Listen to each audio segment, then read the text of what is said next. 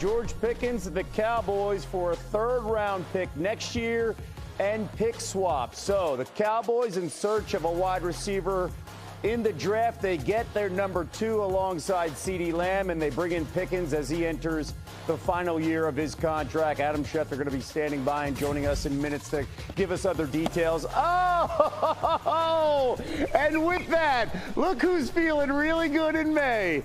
Oh, he got some cobwebs on that jersey. It took him a while to bring it out of the closet, but Marcus Spears is feeling good and feeling happy. Am I just speaking for you, or are you going to just jump in with that smile and tell me how you feel about this trade? Kev, I'm ecstatic, all right? People got to realize, all right, I'm not looking at the future. I'm not looking at the past. I'm looking at today.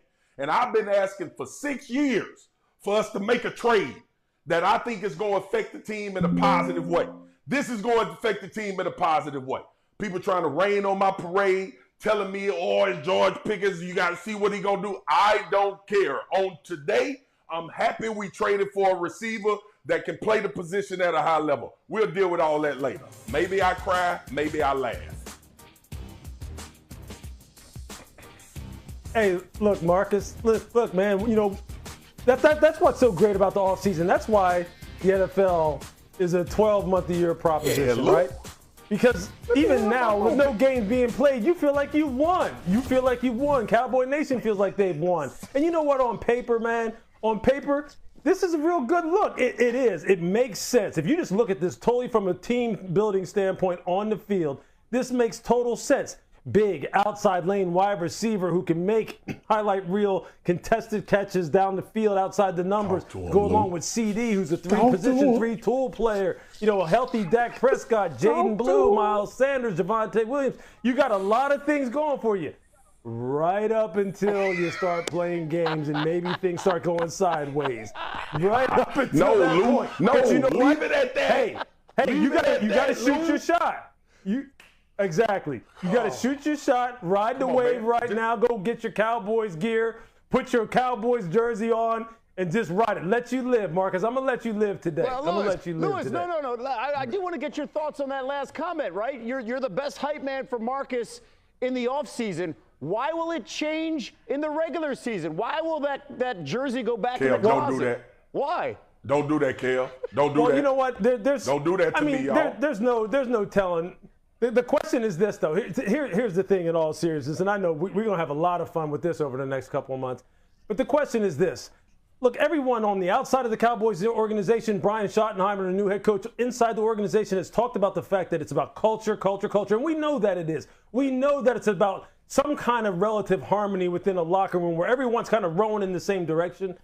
Can they get George to do those kinds of things that clearly Pittsburgh said, you know what, it's too big of a risk for us to go ahead and commit to him and DK Metcalf, given what we know about the young man and how he rows in the same direction, or rather his challenges as far as being able to row in the same direction as the rest of the organization here in Pittsburgh. Can Dallas get that out of him? We'll see. I promise. We're going to get to Graz in a second to get his thoughts. Let's bring in Adam Schefter, our NFL insider. Schefter, how did this deal come together? What other details do you have about the Steelers and the Cowboys making this trade? Well, Kevin, these two sides have been in contact. We've heard Jerry Jones talking about the fact that a trade was possible. And finally, they were able to put the pieces in place last night. Now, here are a couple of things to consider. The Dallas Cowboys obviously wanted to upgrade their wide receiver position. They have acquired a receiver in the eyes of people in the Steelers organization who is as talented as any wide receiver in the league, bar none. That is how good and how talented George Pickens is and can be. The flip side to that is that he was entering the last year of his contract, and there was not a team in the league more desperate to upgrade their wide receivers over the last couple of years than the Pittsburgh Steelers. And a team as desperate as the Steelers were to upgrade their wide receivers still saw fit to trade George Pickens today in a pick swap, essentially acquiring a third-round pick in return for his services when he is unquestionably as talented as any receiver in the league, but also is headed into the last year of his contract. Garage, jump in. You look at like the Cowboys and the players they like to acquire when they go out in free agency or make trades. George Pickens, 24 years old. So if there are any issues that follow him from Pittsburgh, you have the ability to say to yourself, well, he's 24 years old. There's time to grow. There's time to change, get better at the things he needs to work on. It's a one-year commitment, as Adam says. But the Cowboys, we're talking to a lot of different teams about different wide receivers before the draft. The draft happens. They don't really get one. I think if Teteroa McMillan had been there at number 12, then the Cowboys may have taken him, and this trade may never happen. But once they come out of the draft without a receiver, the talks pick back up. They're willing to pay a little bit more, go up to a third-round pick for George Pickens, and they get him for 1 year, and they'll see. If they extend him, I think that would be a surprise at this point. But it doesn't mean he can't be there long term if he shows up and produces for them the way they hope he does this coming season. Since trading Amari Cooper, they've been looking for a number 2 to join CeeDee Lamb, because when you look at the numbers, every defense knows cover 88, and still CeeDee Lamb has been fantastic over the last 2 years. How about over 2,000 more receiving yards than the next closest Dallas wideout in Brandon Cooks?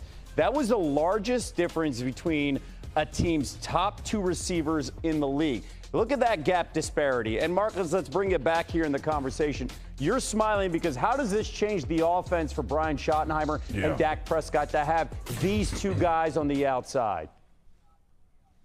All right, Kev, I got my celebration out the way. One, everything that Lou, Shefty, and Graz said is important. The culture is going to matter. Yeah. And the culture is the players he's playing with. But on the field, it takes pressure off. Like, we've talked about this number 2 wide receiver position ad nauseum for the Dallas Cowboys, and they've been trying to fill in gaps and fill in roles and all of that stuff. I thought Michael Gallup back in a few years ago was trending towards being that guy. But what it does is it opens up this offense. Brian Schottenheimer talked about when he got the job that he wanted to become a more shifts in motion. He wanted to kind of innovate this offense a little bit and update it.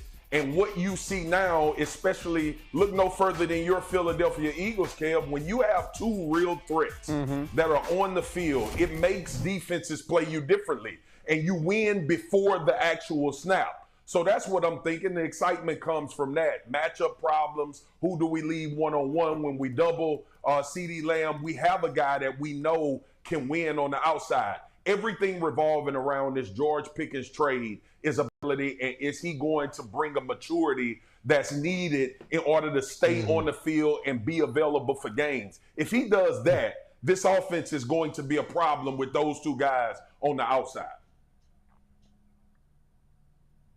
Yeah, look, I remember Devontae Adams one time. I asked him the question. I said, what really defines a true number 1 wide receiver in your mind? Because we all have subjective opinions about what does that look like.